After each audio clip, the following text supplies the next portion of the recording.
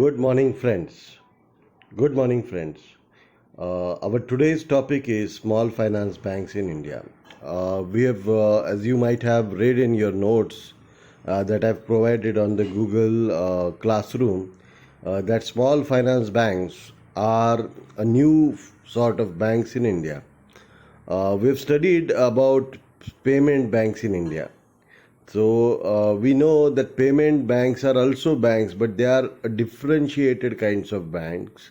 And similarly, small finance banks are also a differentiated form of bank. आपण बघितलं की payment बँका ह्या एक प्रकारच्या विशेषीकृत बँका आहेत. They are not universal banks. त्या जसं फुल फ्लेज बँक आहेत आपल्याकडे, state bank of India, ICICI, HDFC किंवा युनियन बँक, त्या प्रकारची पेमेंट बँक ही बँक नाही आहे. तर ती कशासाठी, अतिशय छोट्या पातळीवर काम करण्यासाठीची ती बँक आहे. सिमिलरली स्मॉल फायनान्स बँका यासुद्धा एक विशेषीकृत परवान्याच्या अंतर्गत स्थापन झालेल्या बँका आहेत. Currently, there are these many, around 10 small finance banks in India. And as you could see on this here, Capital Local Area Bank Limited, Jalandhar, Disha Microfinance Private Limited, then Equitas Holding, then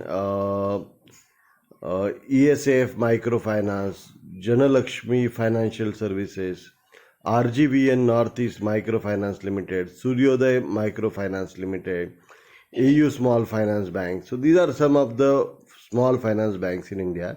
Currently there are 10 small finance banks in India. सध्या भारतामध्ये 10 small finance बँका काम करतात. आता small finance बँका काय आहेत? So small finance बँका या असंघटित क्षेत्र, म्हणजे small finance banks provide loans to unorganise sector. ठीक आहे ना, की त्या अनऑर्गनाइज सेक्टर म्हणजे की जिथं छोटे छोटे व्यापारी आहेत किंवा छोटे उद्योजक आहेत, छोटे व्यावसायिक आहेत, स्वयंरोजगार करणाऱ्या व्यक्ती आहेत, घरगुती बचत गट आहेत, अशा प्रकारचे जे काम करणाऱ्या महिला असतील, पुरुष असतील, तर अशांसाठी स्मॉल फायनान्स बँकांचं काम आहे. आणि व्हॉट दे डू, काही भागांना आर्थिक समावेश प्रदान करणे हा त्यांचा भाग आहे. आर्थिक समावेश, आता हे मराठी ट्रान्सलेशन आहे.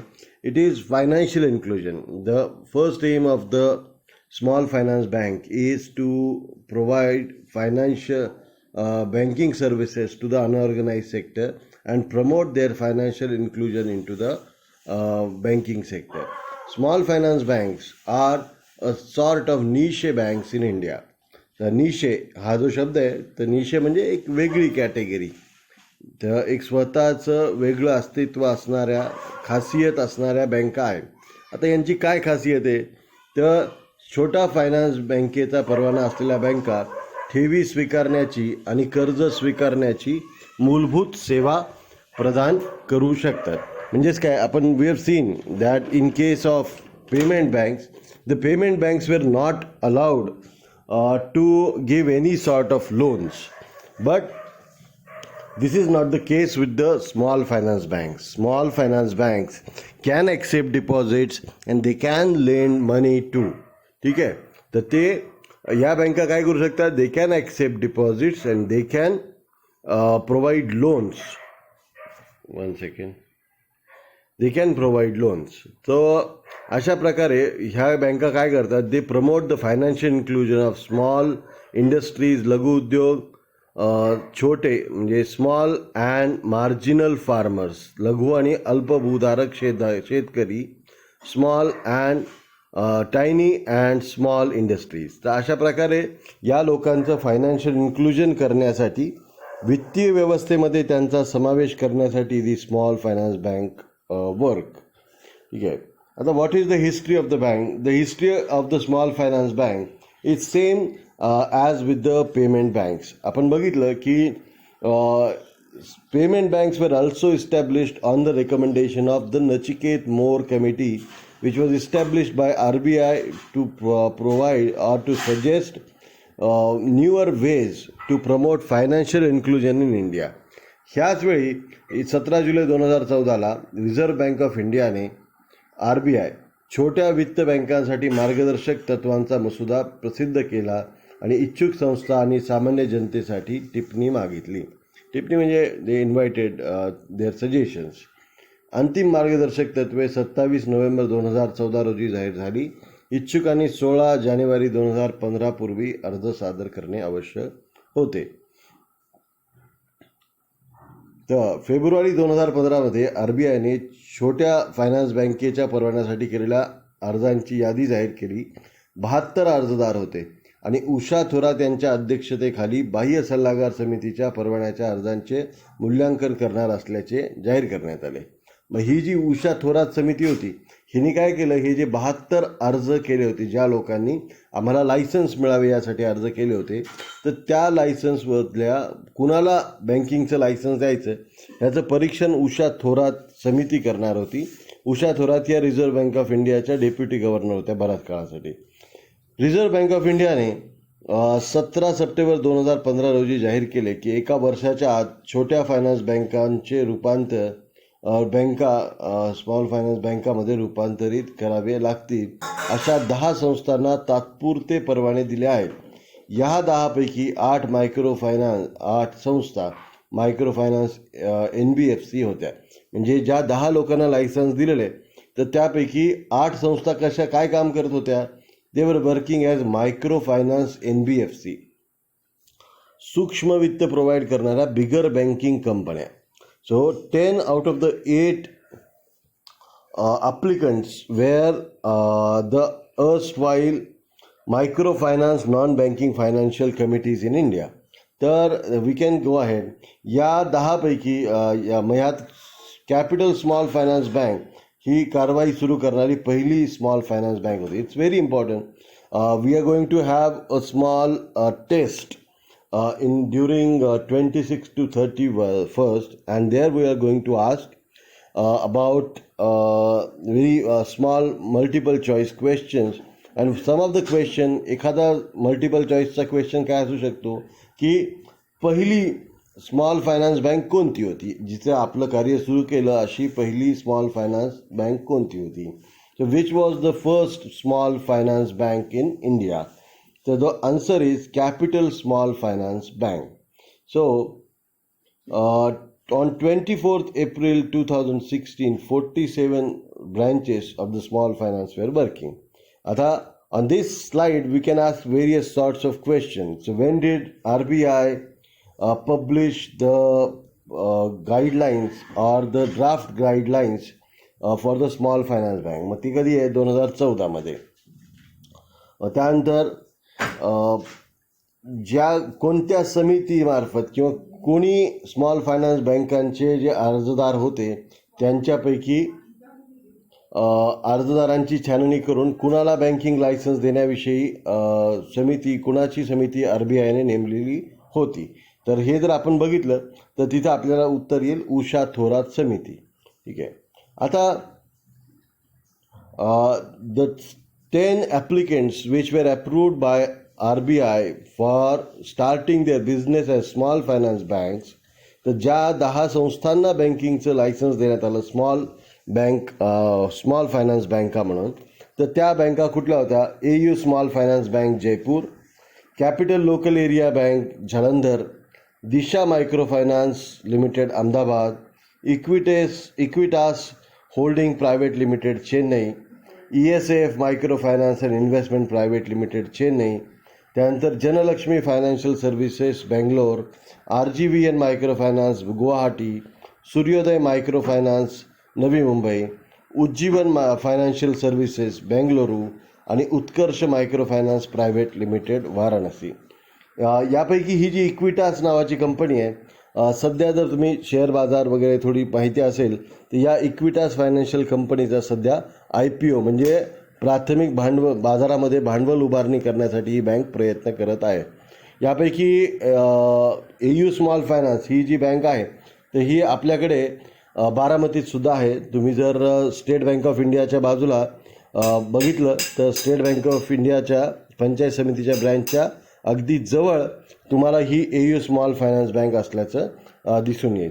यापैकी बऱ्याचशा या बँका आहेत, त्यापैकी विशेष उल्लेख करावा असं उज्जीवन फायनान्शियल सर्व्हिसेस, इक्विटास या दोन अतिशय मोठ्या चांगल्या संस्था होत्या की ज्या मायक्रो फायनान्सचं काम करायचं. मायक्रो फायनान्स म्हणजे सूक्ष्म वित्त पुरवठा करणाऱ्या संस्था.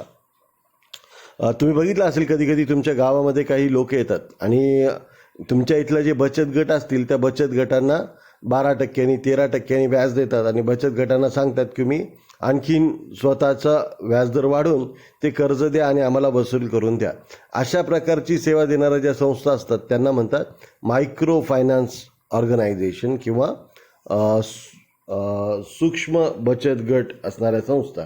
तर आता हे जे नियम होते या ज्या 10 लोकांनी अप्लाय केलं होतं, 72 ॲप्लिकंट्स होते आणि या 10 लोकांना लायसन्स मिळाले. तर ह्याच्याविषयी जे काही नियम होते तर ते नियम काय होते हे आपण एकदा बघूयात. तर कोण अर्ज करू शकणार होतं तर current existing non banking financial company म्हणजे आत्ता अस्तित्वात असणारी बिगर बँकिंग वित्तीय कंपनी, मायक्रो फायनान्स कंपनी की त्यानंतर लोकल एरिया बँक ती ह्या स्मॉल फायनान्स बँकेसाठी अर्ज करू शकतात. एखादी व्यक्ती, एखादी कॉर्पोरेट किंवा एखादी ट्रस्ट किंवा समाजसुद्धा त्यांना समाज इथं लिहिलेलं आहे याचा अर्थ सोसायटी असा आहे, तर तो सोसायटीचे यांनी सहकारी सामाजिक संस्थेच्या ऐवजी समाज असं केलेलं आहे ट्रान्सलेशन. तर त्याला प्रोत्साहन देऊ शकतात. 2000 company act 2013 these banks will be established under the company act 2013. ह्या कंपन्या म्हणून स्थापन केल्या जातील आणि RBI act 1934, banking regulation act 1949 आणि इतर सर्व बँकांना ॲप्लिकंट असणारे जे काही regulations they will all apply for the small finance bank.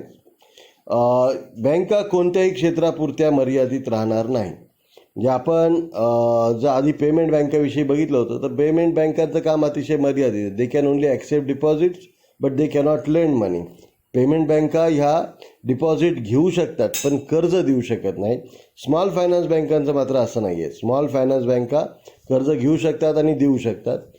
त्याचबरोबरीनं आपण बघितलं की ज्या पेमेंट बँका होत्या त्या कर्ज मुळातच देऊ शकत नव्हत्या आणि वेगवेगळ्या उद्योगांना किंवा अशा व्यक्तींना तिथं कर्ज देणं अवघड होतं. या बँकांना मात्र कुठल्याही क्षेत्राच्या अटी राहिलेल्या नाही आहेत, त्या मोठ्या प्रमाणामध्ये आपलं काम करू शकतात. ग्रामीण आणि अर्ध शहरी बचतीला प्रोत्साहन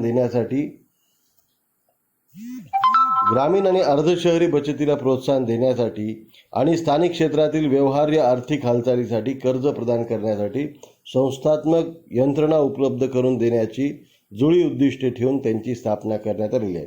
आता जुळी उद्दिष्ट म्हणजे काय? Twin objectives. What are the twin objectives? तर फर्स्ट इज टू